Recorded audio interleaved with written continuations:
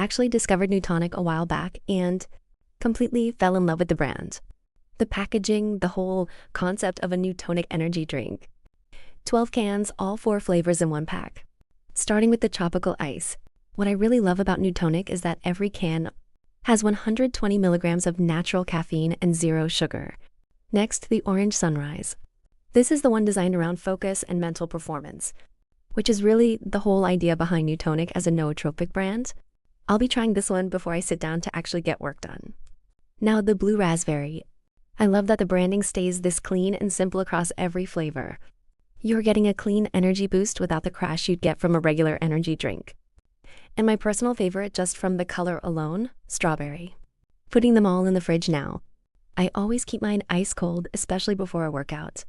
We grab one before the gym. It's become our go-to before every workout.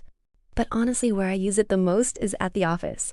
Whenever I need to sit down and really focus on something, that's when I reach for Neutonic the most.